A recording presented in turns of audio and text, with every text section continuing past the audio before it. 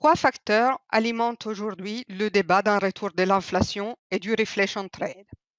Une reprise de l'activité qui s'avère marquée aux États-Unis et qui s'annonce robuste dans la zone euro au cours des prochains mois, une remontée des prix des matières premières, des déséquilibres sectoriels d'offres et de demandes liés à des modifications de comportement des dépenses et à des dysfonctionnements des chaînes d'approvisionnement suite à la crise.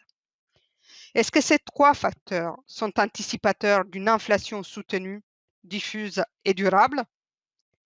Le cadre théorique qui permet d'apprécier la portée des deux premiers facteurs est celui de la courbe de Phillips, soit de la relation entre le niveau du chômage et la croissance des salaires. Une rapide résorption du chômage engendre des tensions sur le marché du travail et une remontée des salaires.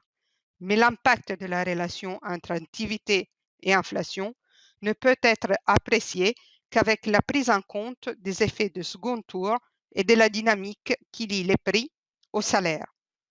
Ces effets naissent de la transmission de la hausse du coût de consommation intermédiaire au prix à la production.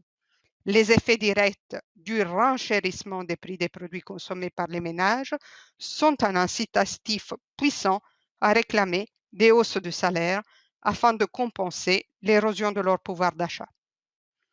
L'analyse plus complète fournie par la prise en compte de cette boucle prix-salaire permet d'identifier plusieurs facteurs à l'œuvre dans l'affaiblissement de la relation entre le niveau de l'activité et la dynamique des prix. Cette relation est d'autant plus faible que les prix sont inertes car les entreprises ne disposent pas ou n'exercent pas de pouvoir de fixation des prix. Les marges sont donc réduites. Que les salaires sont rigides ou inertes car les salariés ont perdu de leur pouvoir de négociation. Que les coûts salariaux sont devenus moins sensibles au niveau d'activité et de chômage si beaucoup de personnes sous-employées ou en dehors de la population active sont prêtes à réintégrer le marché du travail à la moindre hausse des salaires.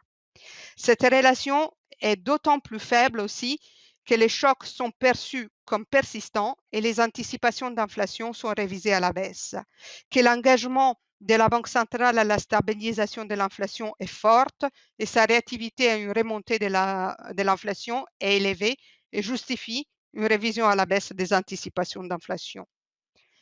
Cette relation est aussi d'autant plus faible que les excédents de balance courante sont fréquents et alimentent des anticipations d'appréciation du taux de change et de baisse de l'inflation, que les biens et services sont substituables par des importations à faible prix, que les délocalisations impliquent une concurrence des économies à faible salaire sur la force de travail domestique. Les récentes estimations de la courbe de Phillips dans la zone euro suggèrent que la relation entre chômage et croissance des salaires se serait affaiblie au cours des 2 dernières décennies. Nombreuses sont aussi les estimations qui mettent en évidence le blocage des effets de second tour et de la boucle prix-salaire, principalement par l'impact de la concurrence globale sur le pouvoir de fixation des prix et des salaires des entreprises européennes. À la lumière de ces évidences empiriques, l'enclenchement d'une dynamique soutenue, diffuse et durable de l'inflation serait entravé. La dynamique des salaires devrait rester modérée au cours des prochaines années. L'apparition de pressions salariales soutenues nécessite un marché du travail suffisamment tendu, ce qui exigera la résorption d'une quantité considérable de ressources inutilisées sur le marché du travail. Les facteurs qui empêchent le correct fonctionnement de la boucle prix-salaire, quant à eux, sont structurels et devraient continuer de limiter les effets de second tour de l'inflation. Quant aux récentes remontées des prix liées aux inadéquations entre l'offre et la demande, elles ne devraient pas persister et devraient s'estomper avec le retour à des schémas de dépenses plus normaux. Des réallocations sectorielles seront néanmoins à l'œuvre, la crise de la Covid ayant accéléré des transformations structurelles et des tensions dans certains segments des marchés des biens, des services et du travail seront visibles. Elles ne seront par contre pas généralisées.